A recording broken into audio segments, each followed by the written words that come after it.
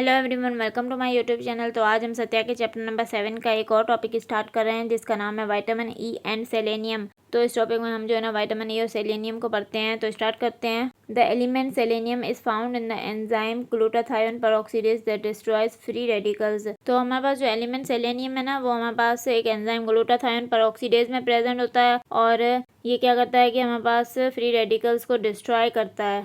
Thus, selenium is also involved in antioxidant functions like vitamin E and both of them act synergistically। तो हमारे पास जो selenium है ना, वो भी हमारे पास एंटीऑक्सीडेंट फंक्शंस में इन्वॉल्व है, जैसे विटामिन ई भी एंटीऑक्सीडेंट फंक्शंस में इन्वॉल्व होता है ना। तो ये दोनों हमारे पास एक साथ काम करते हैं, सिनर्जिस्टिकली एक्ट करते हैं, दोनों एक साथ काम करते हैं ये। To a certain extent selenium can spare the requirement vitamin E and vice versa. तो अगर हमारे पास विटामिन ई कम भी होता है ना, तो कुछ हद तक सेलेनियम जो है ना वो विटामिन ई का काम कर लेता है, और अगर हमारे पास सेलेनियम कम होता है तो फिर विटामिन ई सेलेनियम का काम कर देता है। मतलब कि इन दोनों का काम तो सेम ही है, एंटीऑक्सीडेंट फंक्शंस हैं इन दोनों के। तो इस तरह ये दोनों साथ में काम करते हैं। अब हमारे पास क्या टॉपिक है, recommended dietary allowance RDA of vitamin E. तो इसको पढ़ते हैं। Intake of vitamin E is directly related to the consumption of polyunsaturated fatty acids PUFA, that is requirement increases with increased intake of PUFA। तो हमारे पास जो vitamin E का intake है ना, मतलब कि हम जो विटामिन ई लेते हैं डाइट में, वो हमारे पास जो है ना वो डायरेक्टली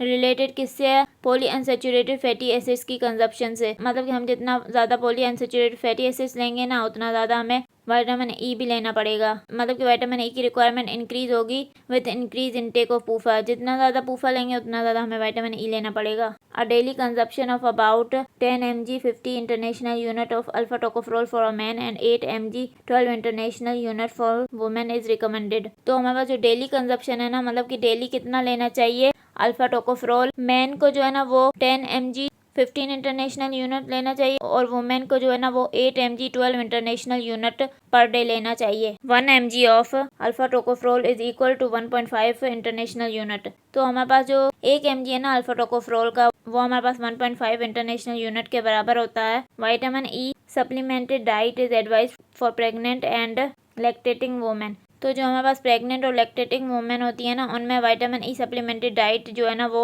एडवाइस की जाती है, मतलब कि उनको विटामिन ई सप्लीमेंटेड डाइट देनी चाहिए। तो हमने इस टॉपिक को पढ़ लिया। अगर आपको मेरा लेक्चर पसंद आया तो प्लीज़ मेरे चैनल को सब्सक्राइब करें, लाइक करें और बेल आइकन को प्रेस करें। Thank you.